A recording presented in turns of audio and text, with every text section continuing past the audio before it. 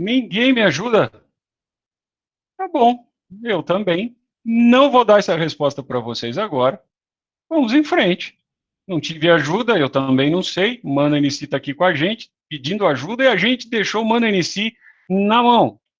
Aí a gente vem com mais um versículo muito bonito para explicar para ele, que é: toda a escritura é inspirada por Deus e útil para o ensino. Puxa vida. Para repreensão, para correção, para educação na justiça, a fim de que o homem de Deus seja perfeito e perfeitamente habilitado para a obra, para boa obra, inclusive. Aí ele começa a ter dificuldade com algumas palavras, que eu acredito que vocês não tenham, né? Porque a gente está aqui com as escrituras há muito tempo juntos. Então a gente tem condição de explicar para o nosso novo convertido qual é a ideia que a gente tem assim de inspirada. Então, quando a gente, né, a escritura é inspirada, ela serve para ensino, repreensão, correção, educação, perfeito, a fim de que o homem de Deus seja perfeito. A gente pode ser perfeito nessa vida, é tudo que ele queria, é ser perfeito. Nossa, eu não tenho mais problema nenhum, e ainda perfeitamente habilitado para a boa obra. Que obra é essa? Quem ajuda? Será que ele vai ter ajuda?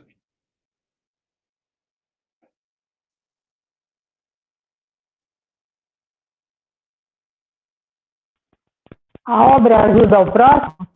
A obra ajuda ao próximo? A obra, se eu entendi direitinho, se a obra é ajuda ao próximo? Se a obra é ajuda ao próximo? É legal. Tem alguém com o microfone aberto, tem uma pessoa que deve estar com duas conexões perto uma da outra, está dando microfonia. Por isso que a gente está ouvindo duas vezes o som. Não sei, a classe diz o quê? É ajuda ao próximo? Toda boa obra é ajudar ao próximo?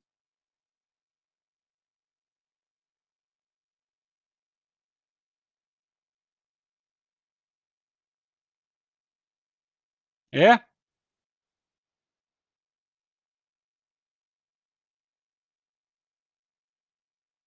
Eu acho Lucas, que, vamos lá.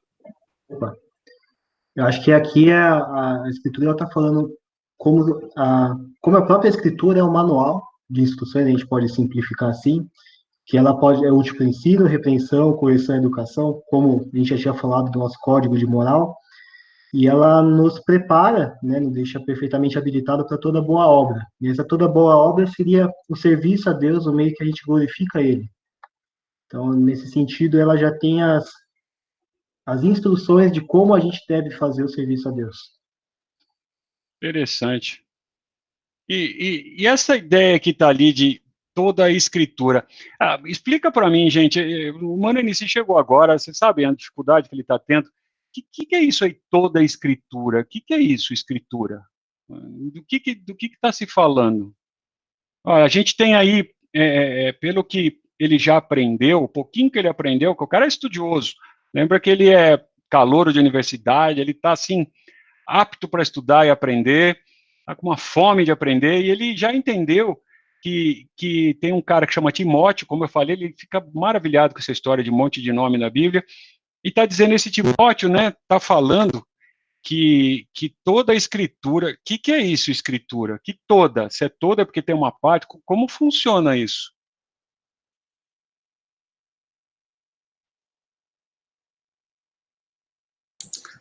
Toda a escritura é a Bíblia, a palavra de Deus, né? O livro. O livro, entendi. Mas vamos lá, esse cara, Lucão, ele mexe com as coisas, ele é um cara assim, né, fuçador. Ele já deu uma olhada e assim, ele entendeu que esse Timóteo aí viveu assim, parece que depois um pouquinho de Jesus perto. E aí está falando toda a escritura, mas ele estava falando da própria carta dele, que escritura já tinha lá, ele já tinha essa Bíblia que a gente tinha na época. Então, quando ele fala toda a escritura, é igual a Bíblia que a gente tem aqui, ele já tinha na época. Não. Mas você acabou de falar que é a Bíblia toda. Como é? Pô, tá lá no texto, ele leu lá na Koinonia esse versículo para ele, chegou na igreja agora, gente. Como é que a gente ajuda esse cara? O que a gente poderia dizer é que no estudo da Bíblia, em conjunto, que nada dela deve ser considerado em separado, porque alguns textos dela vão aparentemente contradizer outras partes, mas depois a gente consegue uma explicação. Então, o que eu estou querendo resumir é o conjunto da Bíblia, toda ela é inspirado, e ela deve ser interpretada no seu conjunto e nunca em porções separadas dela. Pois é. Então, assim, a explicação que eu dei para ele foi a seguinte: o NC é o seguinte: toda a escritura, nessa época, o que eles entendiam como escritura era o Antigo Testamento. Né? Eles não entendiam que as próprias cartas da época, os textos que nós vamos ver depois que já estavam sendo escritos no Novo Testamento, faziam parte da escritura. Você já imaginou isso? Você acha que a hora que o autor desse livro, ou dessa carta, estava escrevendo, ele estava, eu estou escrevendo escritura aqui, então toda essa escritura, isso que eu estou escrevendo é inspirado? Não entendo assim. Então ele está dando valor aos escritos que ele tinha contato, né, que o próprio Senhor Jesus tinha contato. A gente vai olhar isso durante o curso, é maravilhoso ver o que é que o Senhor Jesus tinha na mão, né, o que é que o Senhor Jesus tinha como escritura, o que o Senhor Jesus aprendeu das escrituras e aonde.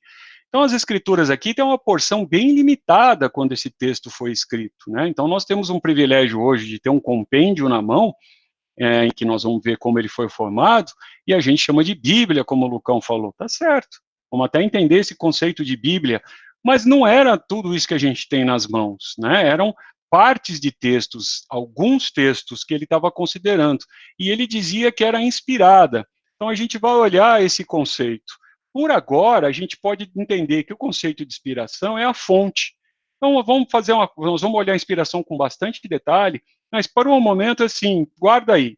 Inspiração, Deus é fonte, o homem é uma ferramenta. É assim que eu guardei quando eu comecei a estudar esse assunto.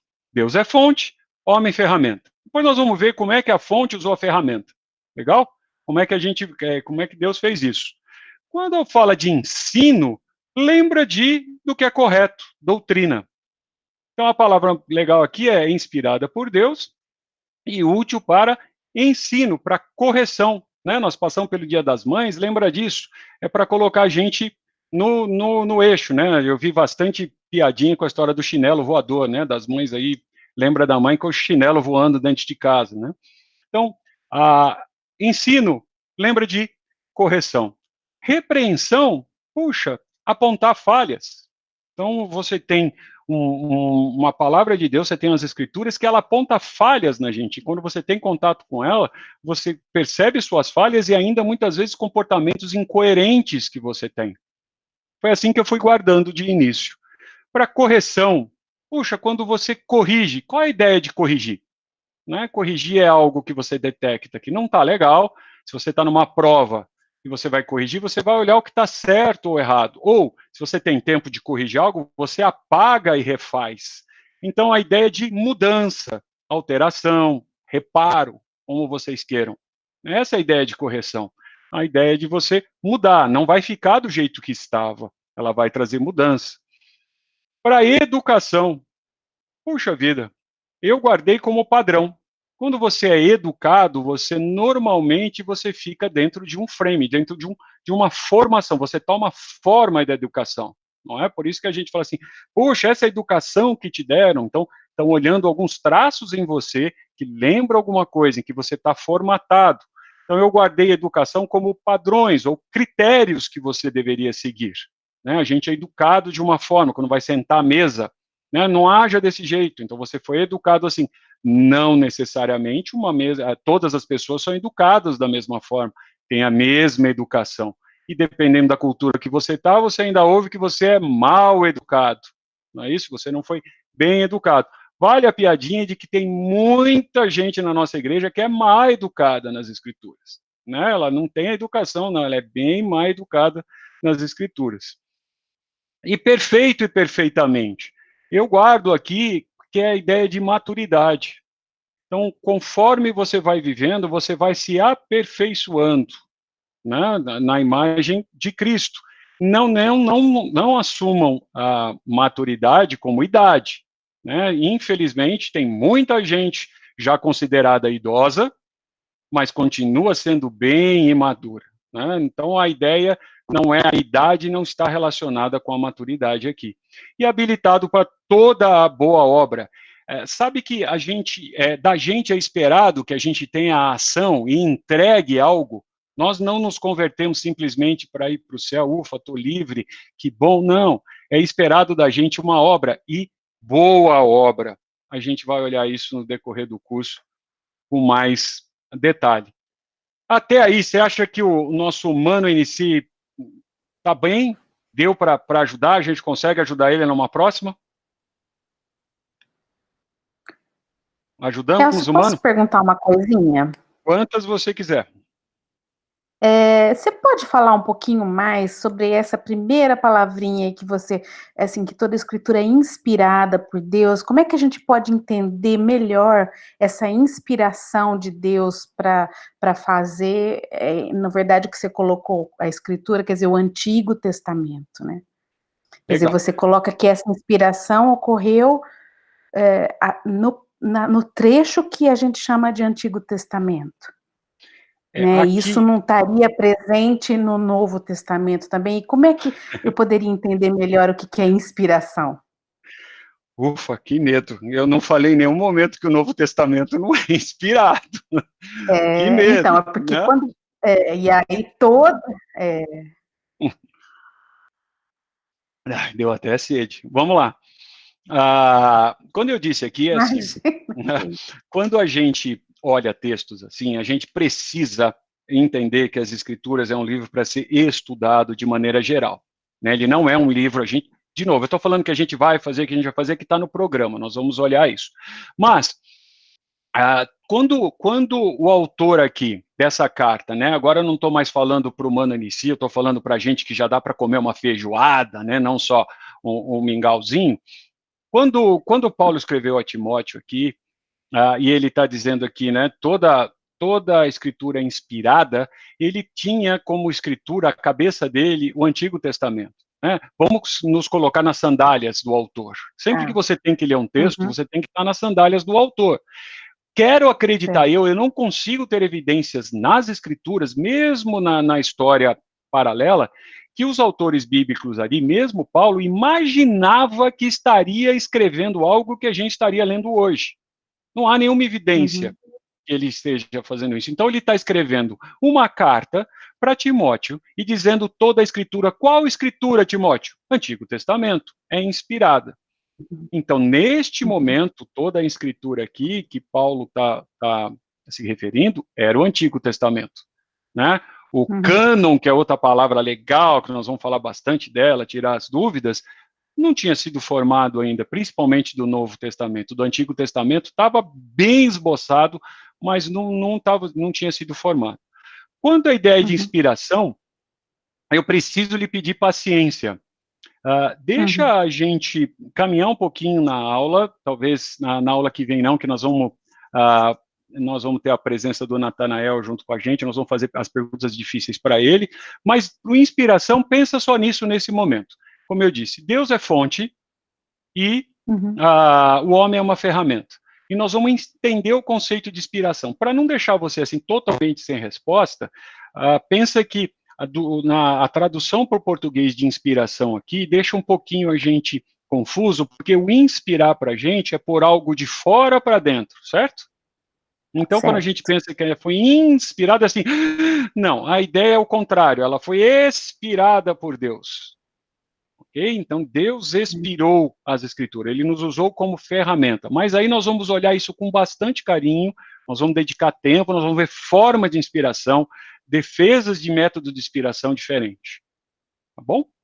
Até aí? Ok, obrigada. E eu tenho certeza que eu não respondi 100% a sua pergunta, de propósito, ok? Mas nós vamos fazer isso com carinho.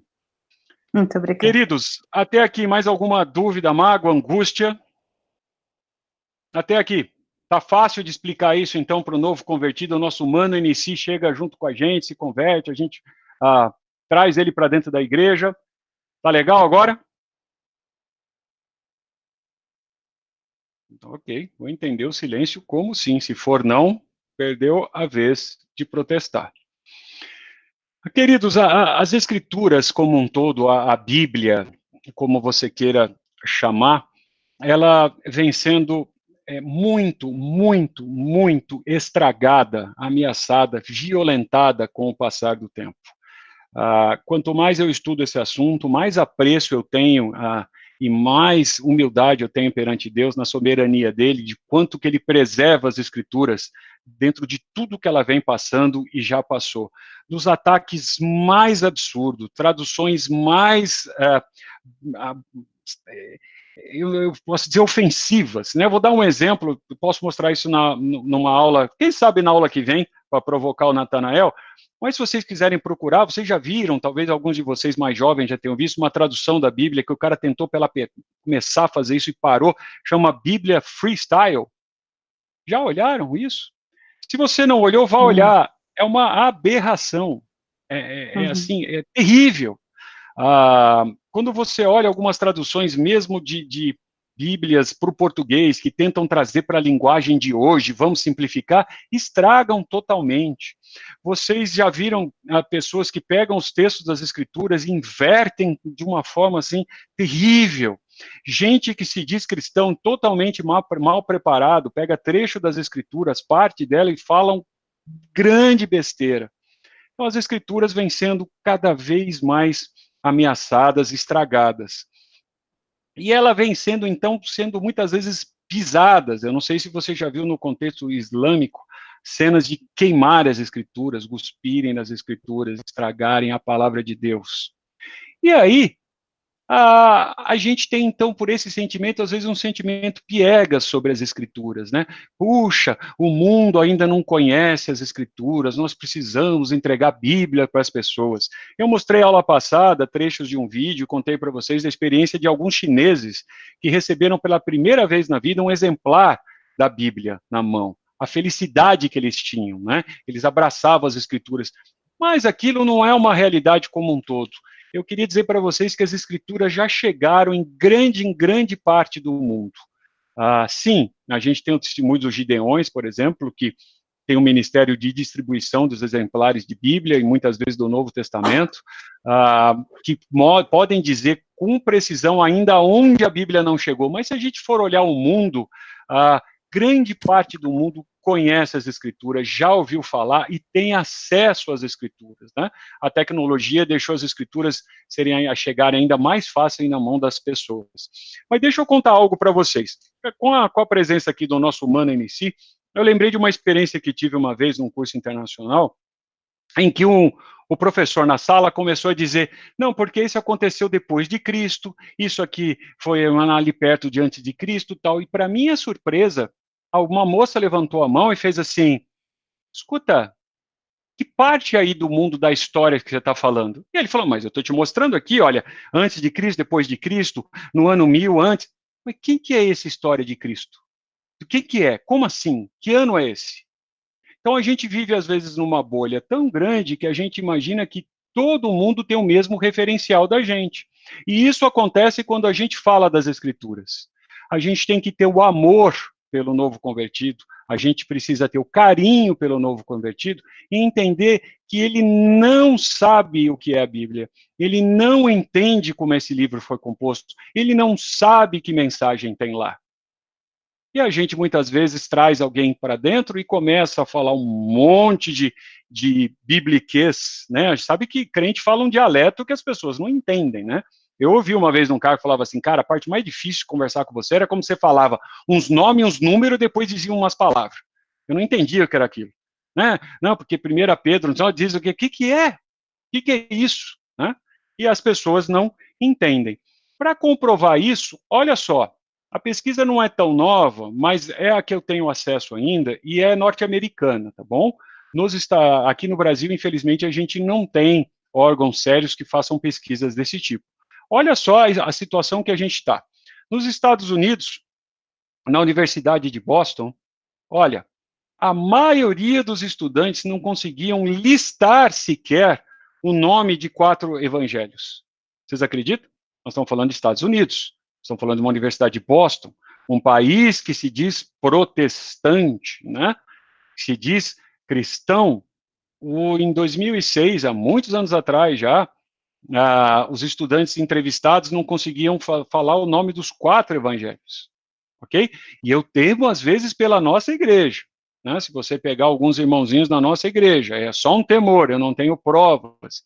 E menos de 10% conseguiam citar 5 livros do Antigo Testamento. Será que se eu fizer essa pergunta aqui, eu vou ter resposta? Eu vou acreditar que sim, não é? 5 livros do Antigo Testamento, eu acho que você lembra, né? Em média, apenas lembravam de 4 mandamentos, ainda assim, mais ou menos entendendo qual eram os 10 mandamentos. E ainda, por último, essa aqui é um pouquinho mais difícil, eles não conseguiam lembrar das bem-aventuranças e aonde ela estava no texto bíblico. Essa eu acho que se a gente fizesse aqui nessa sala mesmo, acho que um ou outro ia ficar quieto, o time ia falar, não pergunta para mim, não pergunta para mim, não pergunta para mim, não é? Se eu tivesse que apontar o dedo e fazer uma pergunta para um de nós. Então isso demonstra o quanto a gente não sabe da Bíblia que está disponível na nossa mão. Ainda, em 2010, um pouquinho mais recente, aí saindo do ambiente universitário, indo para o ambiente da população norte-americana, 50% dos adultos lembrava de apenas um evangelho. Eu passava na rua e perguntava, você conhece a Bíblia? Conheço a Bíblia, claro. Então me diz aí me diz os evangelhos. Ele lembrava de um. A maioria não lembra qual é o primeiro livro da Bíblia. Não estou nem pedindo de ordem cronológica, a gente vai falar da cronologia dos livros, mas eles não lembravam nem do primeiro livro da Bíblia. Alguém lembra? Vou deixar para o Nevo, espero que sim, né? Pelo menos essa é fácil para a gente. Muitos acreditavam que o Senhor Jesus nasceu em Jerusalém. Olha, que se essa eu fizesse também, e eu já fiz muitas vezes assim em aula, falou assim, então Jesus quando nasceu em Jerusalém, continuou falando, ninguém retruca. Né? Capaz de pensar assim, pô, se é o Elcio que está falando, ele está dando aula, acho que ele sabe mais do que eu, então, vai ver que eu sempre aprendi que não, foi Jerusalém mesmo, né? Então a gente nem retruca, e aqui no Brasil é capaz de falar que foi ali no Nordeste, né? Ali em Natal, né? Jesus nasceu ali em Natal, por isso que a cidade chama Natal, não é verdade? Ainda, muitos não sabiam o significado da Páscoa, acredita? Então, conhece a Bíblia? Conheço. Então, o que é a Páscoa? Não sei, né? Qual a diferença da Páscoa para o Natal? Eu já fiz essa pergunta em sala de aula. Muita gente se confunde, né, da diferença da Páscoa para o Natal. O que a gente celebra na Páscoa e no Natal? Então, veja, um país como esse, que se diz protestante, cristão, tem essa dificuldade. Vou dar um dado para vocês também, curioso. Se vocês olharem o mapa mundi aberto, né, e a gente dividir o Equador, pensando que acima do Equador é o norte, há uma estatística bem interessante que essa parte norte do mundo é a que teve até então mais contato com as escrituras ao longo da história. E hoje em dia é a que menos conhece das escrituras. Não sei se vocês já pensaram nisso, já tiveram esse dado. E hoje em dia, abaixo do Equador, no mundo, é onde se tem mais contato com as escrituras, mais fome das escrituras e mais conhecimento das escrituras. Isso é muito triste. Se a gente pensar na Europa, os países da Europa, de onde surgiu a reforma, tudo que aconteceu na Europa, lá está frio.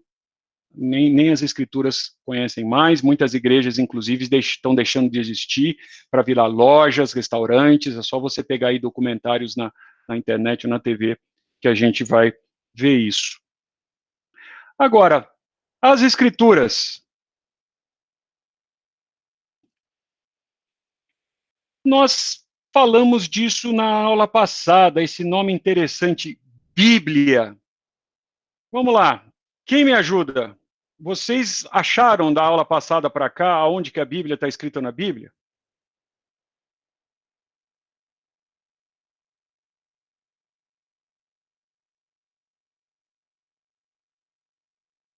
O silêncio, acho que não, né? Na aula passada a gente viu que a palavra Bíblia não se encontra na Bíblia, a não ser que você, espertinho, vá falar que está na capa dela. Como a geração mais nova não abre a Bíblia, mas ela liga a Bíblia, ele não tem essa chance de ver que na capa da Bíblia está escrito Bíblia Sagrada, mas dentro das Escrituras a palavra Bíblia não ocorre. Nós vamos ver como essa palavra surgiu, nós vamos ver como o cânon foi criado, como ela foi composta, a cronologia desses livros. Mas nesse momento eu queria chamar a atenção de vocês para o seguinte: Deus é um Deus verdadeiro e ele fala com a gente, ele teve o trabalho, ele teve o carinho de falar e deixar isso registrado, a fala dele. Então, sempre que eu converso com alguém, alguém diz assim, nossa, eu queria tanto ouvir a voz de Deus, pô, leia a Bíblia em voz alta. Você quer ver a voz de Deus? Leia a Bíblia em voz alta. Escute alguém lendo as Escrituras, né? Eu tenho esse hábito, eu gosto de ouvir as Escrituras, mais do que ler as Escrituras. A Bíblia, ela foi feita no todo dela para ser lida. Já pensaram nisso? Ela foi ser lida e para ser ouvida. Se você lê, é para alguém. Se você lembrar como as Escrituras foram criadas, elas nem todo mundo tinha cópia. Nós vamos falar bastante disso.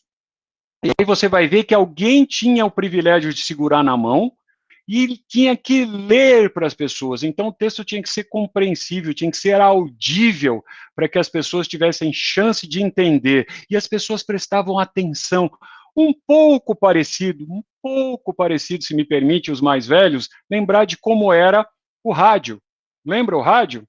A gente vê em cenas de filme para os jovens hoje. As pessoas sentavam, ligavam o rádio e ficavam em silêncio, ouvindo. E se alguém fosse fazer um comentário, fica quieto, eu quero ouvir. Vamos ouvir o que ele está dizendo. Então era um momento que a sala se calava e a gente ouvia o rádio. Uma analogia bem legal do que são as Escrituras. As Escrituras foram feitas para ser lidas e lidas em voz alta. Vocês já tiveram chance de ver pessoas que leem os salmos, interpretam os salmos? A gente não sabe como os salmos eram tocados ou cantados, mas as pessoas, elas leem o salmo de uma forma assim poética. É lindo, é maravilhoso, é para isso que a Bíblia foi feita. Então não se envergonhe de entrar no seu quarto, no seu canto, ou melhor, dentro do seu carro, e falar alto e ler e acompanhar as Escrituras. Um ponto legal hoje em dia da tecnologia é que a gente tem um acesso às Escrituras de muitas formas. O ponto ruim, na minha opinião, é que a gente quase não tem mais uma versão só das Escrituras, né? Então, uma dificuldade que eu tenho quando estou à frente de uma sala é cada um de vocês, em teoria, pode ter uma versão das Escrituras. Quando a gente vai para o ambiente internacional, a coisa se complica ainda mais, né? Você pega, se eu sentar perto de alguém que conhece outras línguas, ele consegue abrir em português e inglês. Dentro do inglês ele tem outras versões. Então isso dificulta até a gente memorizar as Escrituras. Eu ainda peguei um resto de escola bíblica que a gente tinha alguns desafios de decorar versículo, e ganhava lá um presentinho, uma estrelinha, etc., quando a gente memorizava.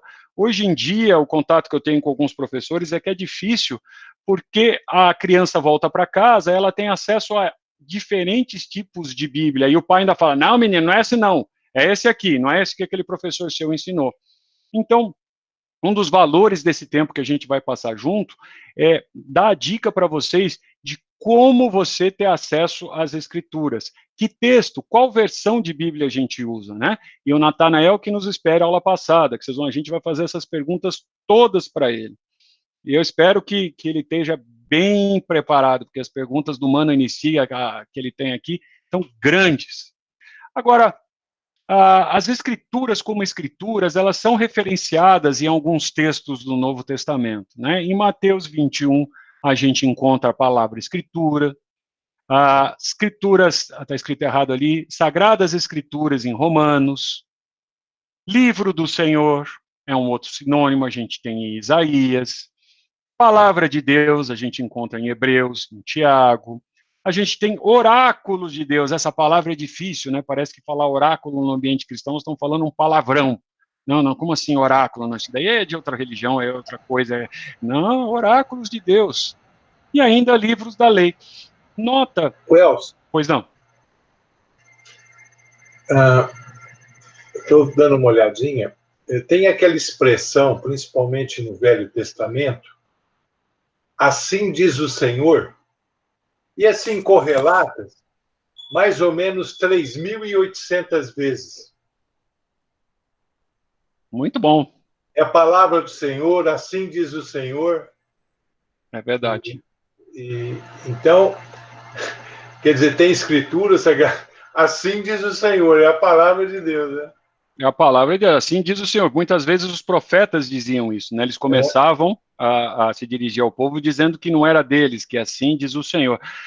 Já aproveitando a dica do Paulo, qual é a primeira versão, qual é o primeiro texto que a gente tem escrito das Escrituras que vocês lembram? E quem escreveu? Vamos lá, que pena que eu não posso entregar os doces, eu estou traumatizado com isso. Vamos lá. Alguém? Qual é o primeiro? Qual é o primeiro registro escrito de alguma parte da escritura que você conhece? E quem foi o autor? Moisés escreveu o Pentateuco? Quase! Bateu na trave, Paulo. Bateu na trave. Quase. Bom, o livro mais velho você fala que é Jó, né? Não, eu também, mas não é essa, não, quase. A primeira porção escrita das escrituras que a gente tem conhecimento. Vocês sabem. Escrito na pedra de Deus.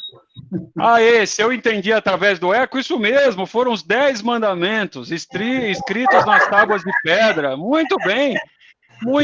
E o autor era Deus direto, não é isso? O autor era Deus, foi Deus que escreveu, não dá para falar que foi homem, que foi nada, foi o próprio Deus. É que ele estava inspirado no dia. Verdade, o conceito de inspiração é importante, né? Deus estava inspirado. E sabe qual é a piadinha que eu não posso deixar de fazer? Eu espero que, né? Então, que foi a primeira versão dos tablets, né? Então, a primeira versão do tablet, ainda o conteúdo estava salvo na nuvem. Entende a piadinha? Porque quando Moisés desceu, o que ele fez com a primeira versão? Quebrou, ficou bravo e jogou fora. Então ele pegou o primeiro original das Escrituras, escrito pelo próprio Deus, e quebrou. Né? Ainda bem que o conteúdo estava salvo na nuvem. Espero que você ache a piadinha interessante. Pelo menos os mais jovens aí vão entender, né? Tablet, né? Tablet escrito, salvo na nuvem. Pois é essa a ideia. Pelo menos a gente não esquece mais, né? Ainda bem que a primeira versão estava salvo na nuvem. A hora que o Paulo trouxe ali que assim diz o Senhor, eu lembrei disso. O que mais? Até aí como estamos?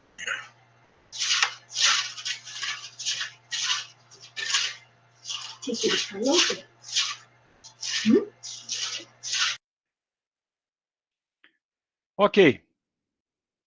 Vamos lá. O termo Bíblia ou Escrituras, no Novo Testamento, por curiosidade, ele ocorre cerca de 51 vezes, né? Principalmente o termo grafa, ou da onde vem caligrafia, da onde vem grafia, aparece. E nada mais é do que realmente o ato de escrever, né? Vem caligrafia, só você lembrar disso de caligrafia, você nunca mais esquece.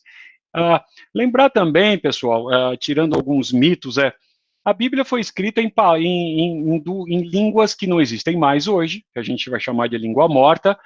Elcio, mas não tem hebraico hoje? Não tem o pessoal que fala? Tem, mas não é esse hebraico. E o grego? Né? Até hoje fala assim, você está falando difícil, está falando em grego. É verdade, mas não é esse grego. A gente vai olhar que grego é. O grego em que as escrituras foram escritas no Novo Testamento, e um trecho ainda em aramaico, elas não existem mais, são línguas mortas, tá? Mas você tem expressões que trazem da cultura grega, da tradição grega para a gente até hoje, de grafia, de caligrafia, é uma delas. Por que eu estou dizendo isso? Desmistificar, tá bom? As escrituras foram feitas para ser conhecida, de acesso a todos. Então, todas as pessoas, à época desses textos, tinham conhecimento e entendiam. Me dá a impressão de que, hoje em dia, os nossos jovens, pelo menos, têm mais dificuldade de entender o português do que o pessoal da época de Jesus, o público da época de Jesus, de entender o grego. Eu vejo pessoas hoje que querem tradução da linguagem de hoje, ou tradução, porque tem preguiça de aprender português. Né? Eu estava participando de uma aula outro dia, em que o professor que estava à frente estava dizendo isso: você quer entender a Bíblia? Aprenda português. É só você aprender o português, e aí, uma brincadeira santa, você vai ver que a ara, né, a revista atualizada é a Bíblia Sagrada, entendeu? O resto, assim, é cópia, né? Isso é uma brincadeira minha, particular, pelo meu apreço pela revista atualizada, porque lá tem palavras que exigem português, tem pontuação, etc., né? E ela traz uma preciosidade no conteúdo. Mas a palavra escritura, então, no grego, eles liam como grafo, né? Como ato de escrever. E aí vem essa palavra, testamento. Alguém já disse aqui, né, porque o Antigo Testamento, o Novo Testamento, vamos lá, o nosso humano em si está confuso. Quem morreu, né? Porque para deixar um testamento é porque alguém morre hoje em dia, não é isso? Quando morre, a gente lê o testamento. Quem morreu? E por que tem um Antigo ou Velho Testamento e Novo Testamento? Alguém me ajuda? Quem ajuda o nosso humano em si a entender essa ideia de testamento que aparece aí nesse livro que a gente chama de Bíblia?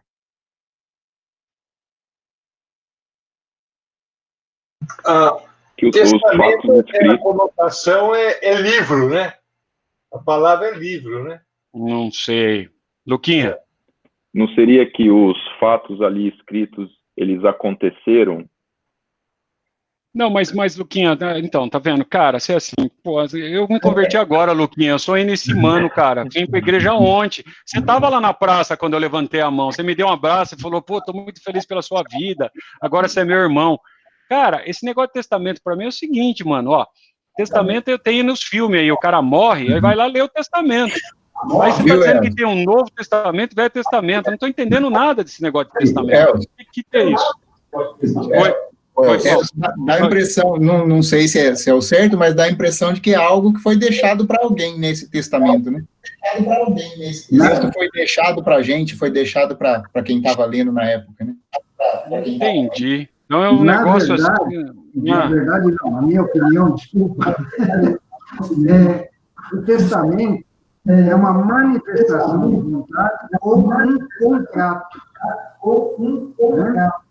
Então, quando eu falo Novo Testamento, eu estou falando a nova aliança, o novo contrato ou o velho contrato de Deus com a gente. Não sei se estou certo. Entendi. Se eu ouvi corretamente, está dizendo que é um contrato. Aí a coisa complicou, porque um contrato é feito de duas partes, mano. Eu me converti a esse negócio de testamento, não assinei nada não tenho nada com isso. Eu não assinei nada disso aí. É um contrato que manifesta a vontade de quem fez. É uma aliança incondicional. Entendi. Testamento é a expressão dessa vontade. Expressão de vontade, é verdade, nos filmes aparece mesmo, né, o cara normalmente deixa pro cachorro a maior parte, assim, as dívidas pro sobrinho, né, o normal dos filmes é assim que acontece. Então é isso, por isso que eu abro, então tem lá o Antigo Testamento e o Novo Testamento.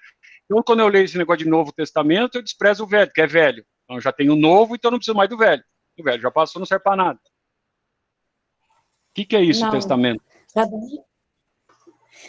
Porque eu entendo que no Velho Testamento, Cristo ainda não tinha vindo. Então, ali ficou expresso a vontade de como deveriam se portar os cristãos. Aí, com a vinda de Cristo, veio o Novo Testamento. Ele também registra a vontade, completando o outro. Eu entendo que seja assim.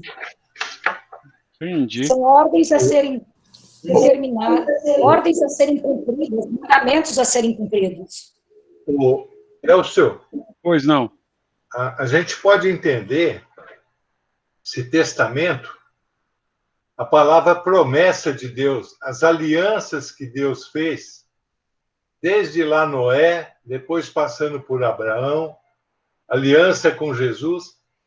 Então, lendo alguns comentários de autores, eles colocam que realmente testamento são promessas de Deus e baseado nas alianças que ele fez e que ele que assegura o cumprimento, né? Ele faz a promessa e vai cumprir. Muito bem. É essa a ideia. A ideia de testamento é de uma aliança. E quando eu fui explicar isso aí para o Mano em si, eu estava dizendo para ele que é igual a aliança de casamento que a gente carrega, né?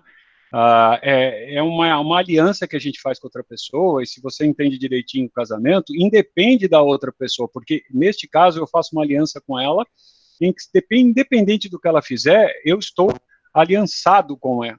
Então, é uma ideia mesmo de aliança. E nas Escrituras a gente vê muitas vezes de que apenas Deus mantém essa aliança. E daí vem esses para-choques de caminhão, né? Deus é fiel. É outra pergunta que o Mano Anici fez para mim aí, por que esse negócio de Deus é fiel, cara? Fiel para quem? Para quê? Fiel no quê?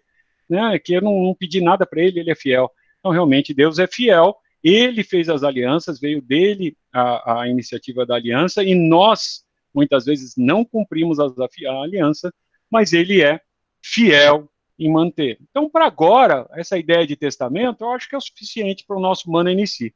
Deixa eu correr mais um pouquinho aqui, porque o nosso tempo está esgotando, e aí dá a ideia, então, para você de testamento, que é a ideia mesmo de aliança. Para matar a curiosidade, essa é a palavrinha que o Senhor Jesus dizia em hebraico quando ele falava de aliança. E lá no Senhor Jesus não tinha, né, nova aliança, velha aliança, né?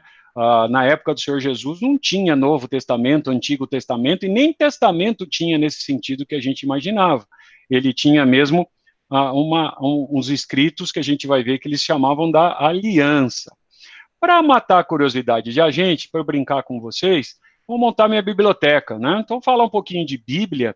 A gente tem o que então é chamado de Antigo Testamento, ou uma antiga aliança, que ela é composta de quantos livros, gente? Na nossa Bíblia, depois nós vamos ver a Bíblia dos outros, tá? Nós vamos ver a Bíblia dos outros, como que é, por que tem, nós vamos ver isso. Na nossa, que você está acostumado, essa que a gente entregou para o Mano Anici, quantos livros tem no Antigo Testamento? Vamos lá. Quantos livros? Gente! Quantos? Não é possível. Abre lá, então, rapidinho, assim, ó. Tá vendo? A Bíblia digital não 39, tem, né, o índice. Né? 39, Lucão. 39, muito bem. 39 livros. E eles, basicamente, para você guardar, eles são pactos entre Deus e seu povo. Tá bom? Então, se você quiser fazer um resumão, assim, o que é o Antigo Testamento? São 39 livros. Nós vamos chegar lá, como é que nós chegamos nessa conta e por que são 39. Mas é o pacto de Deus com o seu povo, e ela foi escrita por judeus. Tá bom?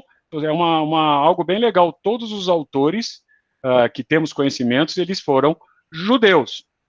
Se a gente olhar, então, o outro testamento, que a gente chama de Novo Testamento, quantos livros tem? 27.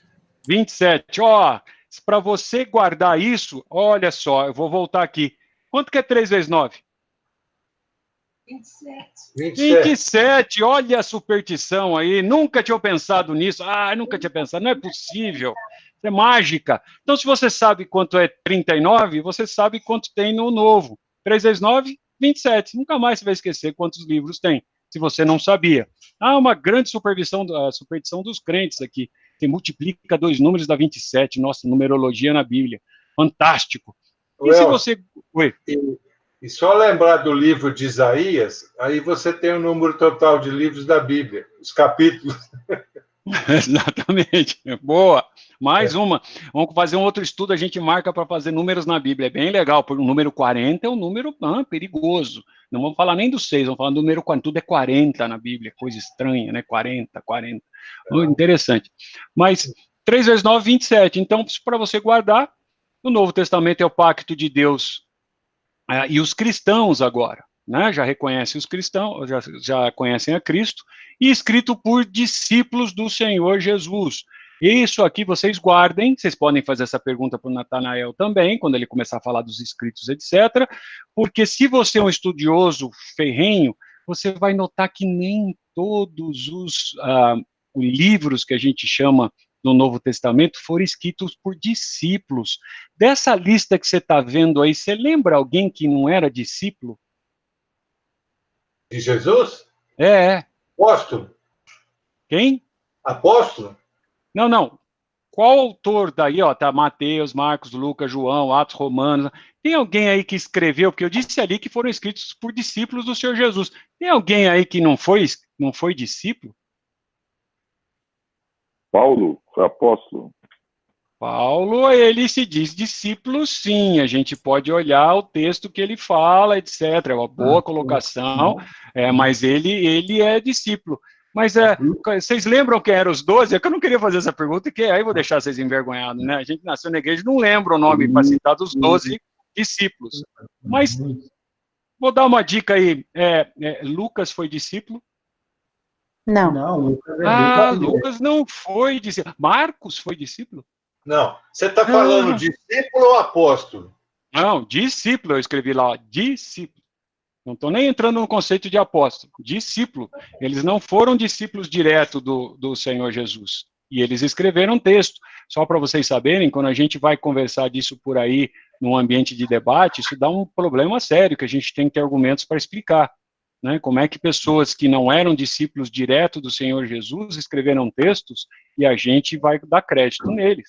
É algo que eles colocam a gente contra a parede. Legal até aí? Dúvida? Mágoa? Trauma de infância? Não? Nós precisamos parar por aqui. Ninguém tem alguma questão? Alguma coisa que eu tenho uma pergunta. Depois... Vamos lá, Luquinha. Existe alguma versão, alguma tradução da Bíblia no português que os cristãos, os estudiosos do Brasil dizem que é mais fiel aos originais? Existe um consenso? Acabei de dizer, você não está prestando atenção na aula. A ARA é a versão inspirada, o resto não existe. Não, você disse a sua preferência. Eu queria saber, entre os estudiosos, se tem um consenso. Legal. Nós vamos repetir, marca, por favor, nós vamos repetir essa pergunta para o Natanael, tá bom? É uma pergunta legal para a gente ouvir do Natanael, para deixar ele transpirar um pouquinho durante a aula, mas não existe, tá bom? Não tem. Para esse momento, para responder sua pergunta, para não estragar o futuro, o que acontece é que, para você fazer tradução de qualquer texto, né? Então você pega uma tradução de... Vamos fazer uma coisa mais fácil. Hoje em dia a gente está assistindo muito seriado, Netflix, etc., e muitos de nós não têm o domínio da língua original do filme, né? Agora está ficando global, a gente tem que entender coreano, né? Tem que entender japonês, os filmes que estão passando hoje em dia na língua original. Então você pega uma versão dublada. O maior desafio de um dublador, olha, não estou falando nem de um tradutor, é colocar palavras que façam sentido à cena, ao texto, e à pessoa que está ouvindo. Então, por exemplo, eu gosto, depois posso explicar o porquê, de ligar na televisão, naqueles canais que ninguém assiste, que mostram lá o Superior Tribunal, e ouvir aqueles caras falarem, aqueles juízes falarem. Eu acho fantástico. O meu português, assim, enriquece quando eles dizem assim, o comportamento irretorquível, entendeu? Aí, quem sabe o que é irretorquível? Muitos de nós não sabem o que é retorquível. É uma palavra maravilhosa, dá um conceito bem legal, assim, no português. Então, para responder diretamente sua pergunta, não existe uma versão para você dizer assim, essa é a melhor versão. A cada momento aparece uma versão em que os tradutores tentam trazer para um português que deixe fiel ao original em termos de sentido, Lucas. Então, eles têm que deixar fiel com palavras que as pessoas entendam. A minha opinião pessoal, eu sou um pouquinho contrário nisso, tá? Porque quanto mais você tenta simplificar o português, que é uma língua tão rica, você corre o risco muito grande de deixar o sentido original. Outra, não dá para fazer, eu sei que você fala inglês, não dá para, quando você vai traduzir um texto do inglês para o português, por exemplo, você realmente deixar claro o que aquela pessoa no texto original está falando, né? Então, quando a gente escuta um filme em inglês, é outra coisa do que você pega um filme dublado, não é verdade? Por mais que aquele filme dublado conte a história, mostre a cena, não é a mesma coisa. Então, indo direto à sua pergunta, não existe, existem preferências. Por exemplo, agora surgiu NVT, né? Você vê vários pastores, etc., e olhando a NVT, etc. Até outro dia era a NVI, né? Que era a versão mais popular, etc. Muitos gostam da língua tradução na língua de hoje, é minha opinião, isso não é uma tradução, né? Eu não gosto da língua de hoje, ela é uma transliteração, não é uma tradução. Então, não tem. E se você mudar para o inglês, você vai ver a mesma coisa, se você for para o italiano, você vai ver a mesma coisa. Então, o legal mesmo, para você ter todo o sentido, é você conseguir ter acesso ao original. Mas antes que vocês me joguem pedra. Mas pera um pouquinho, então eu preciso aprender grego, hebraico, etc., para entender as escrituras? Não. E essa pergunta o Natanael vai ajudar a gente a responder. Mas não existe, Luquinha. Inclusive, em termos, às vezes, de denominação, há denominações que preferem uma, dizem que essa é a versão, etc., mas não tem. Beleza, obrigado. Imagina. Mais alguma pergunta?